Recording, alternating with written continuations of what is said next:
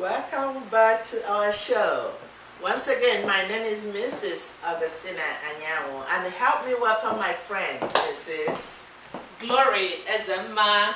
Welcome back to our show, our sweet home, Africa. Alright, it's such a great day again, and we have a great topic again.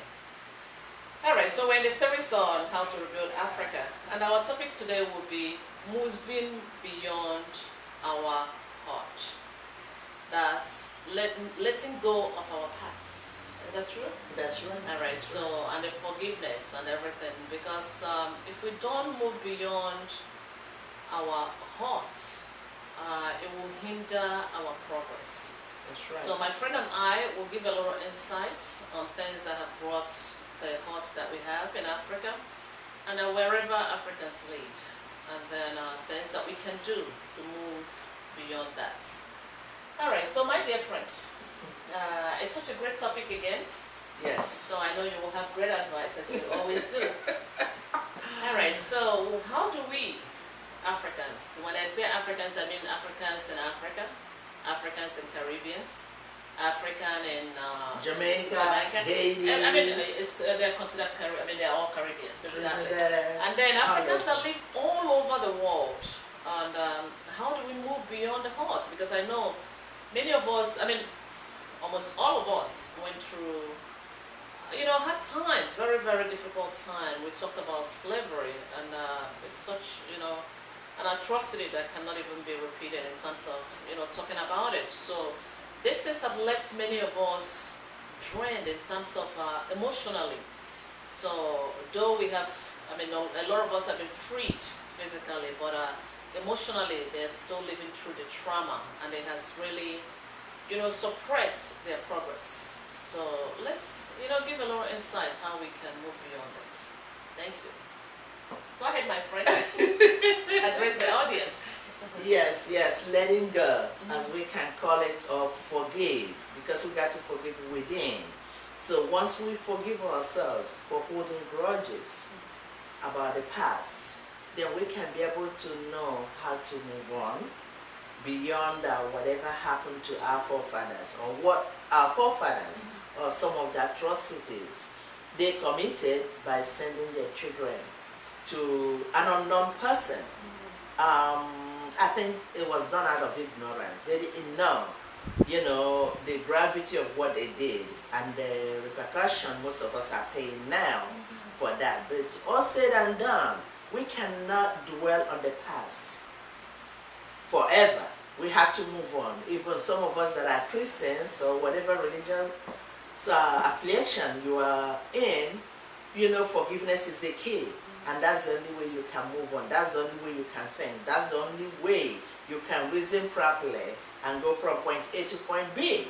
So as that happened, it already passed.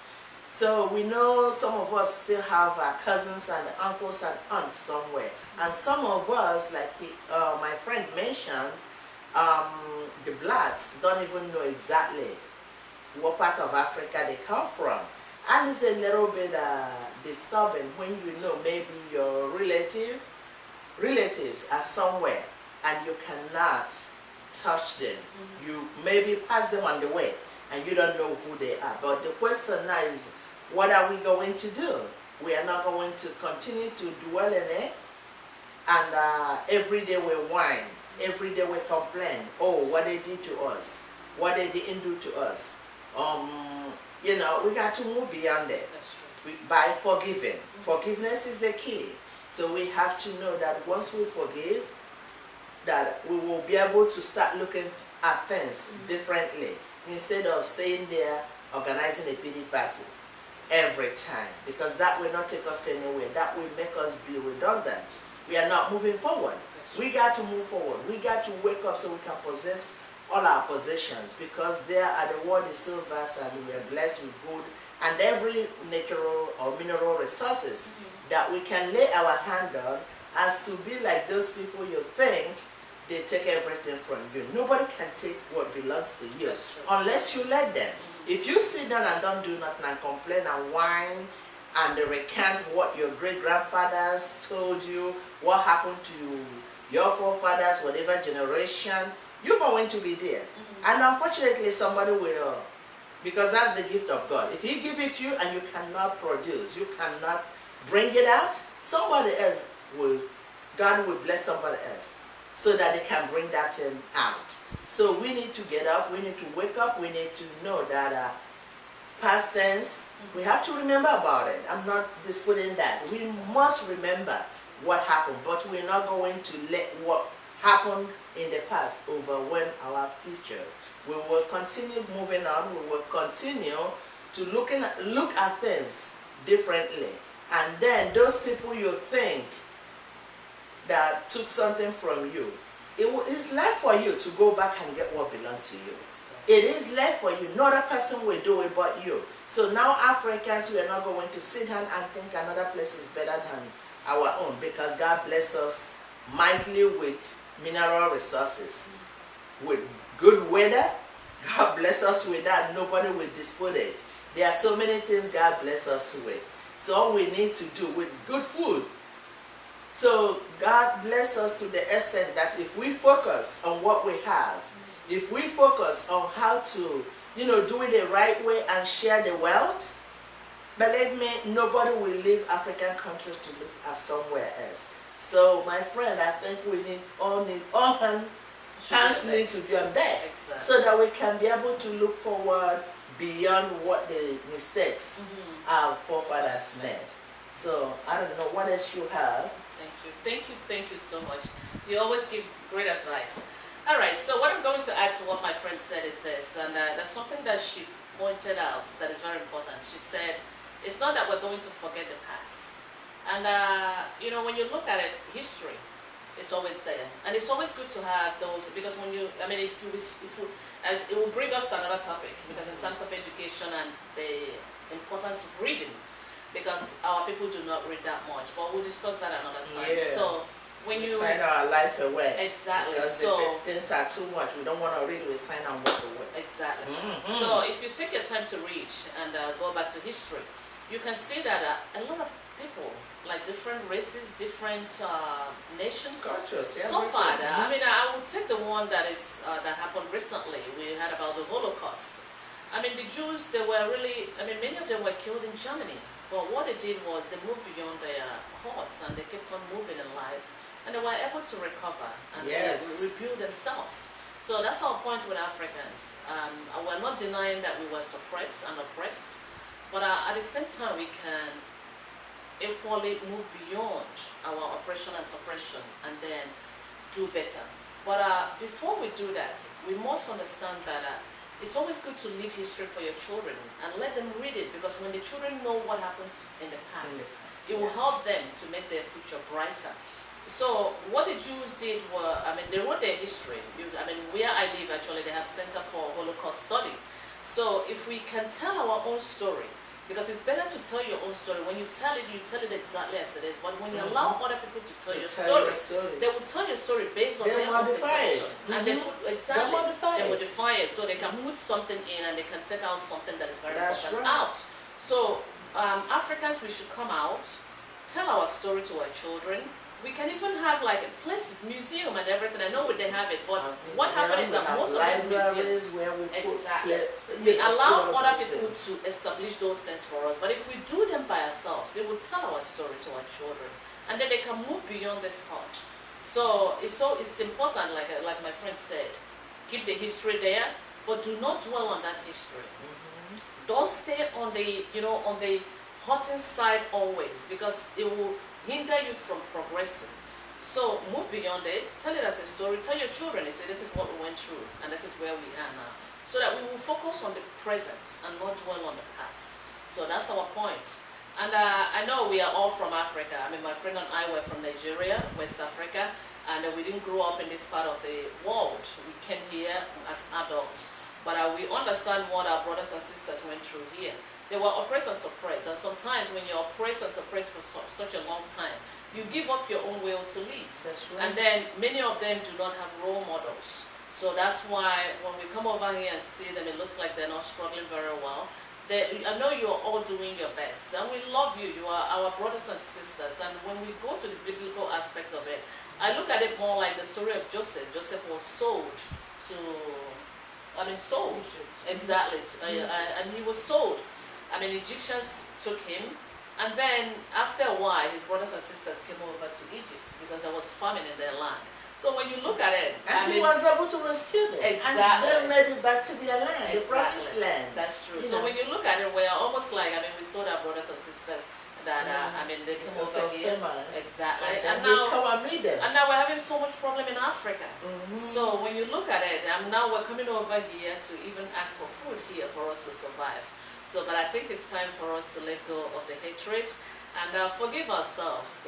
We do apologize for what we did. To forgive their forefathers. Exactly, because these are new generation. Our great-great-grandfathers did these things, but we cannot dwell on it and start hating each other and start fighting each other. Let us go. Let it go. Forgive. I said, let us go. You mentioned something about the Jewish people. Okay. The Jewish people rebuilt their place, but remember, they did not forget the poor among them. Okay. They always help the poor. They always provide soup kitchen. They give alms. So the rich people back home among us, within us, please look around at your neighbors so that your own breakthrough will continue. You will expand. Your wealth, then they call it the well, it will not run dry. So make sure you look out and start helping those around you too, because we got to forgive. When you're forgiving, you got to show mercy. You just have to make sure that you're looking out for one another. Because Africa, we have to rebuild. Africans, we have to move forward. We are blessed, and we have to look around and see our blessings all around us. Please, please, please. Yes. This is a great continent, and then we have to make sure that our children are not coming out here again to beg for food.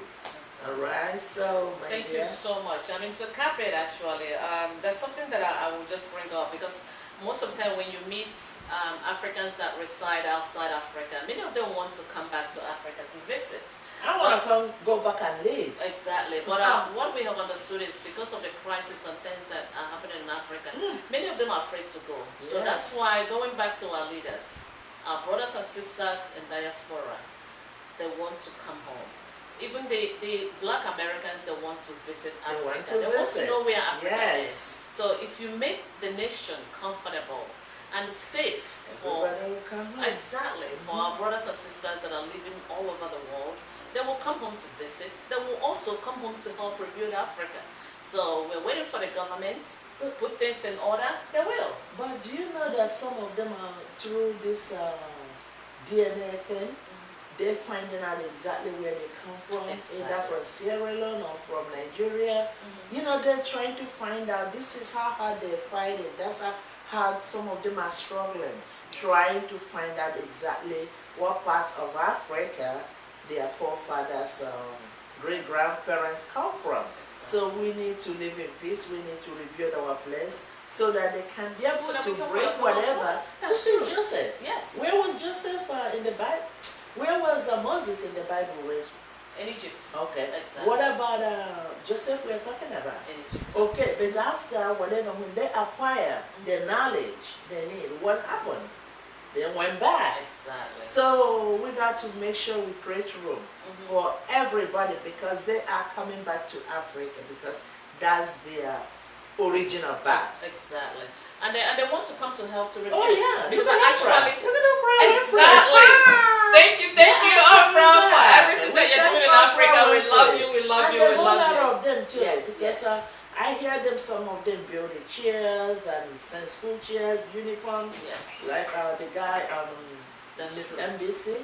So they do so much for African countries. Yes.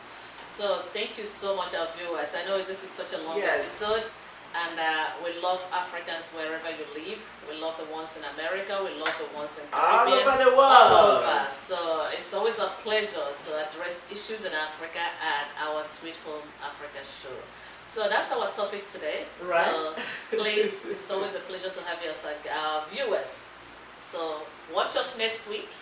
I when we will bring more topics for you. God bless you. God bless you. As you watch our episode, and continue to encourage us, continue to give us that compliment as usual, and send us more topics. As you do that, may our God bless you and guide you and keep you in Jesus' name.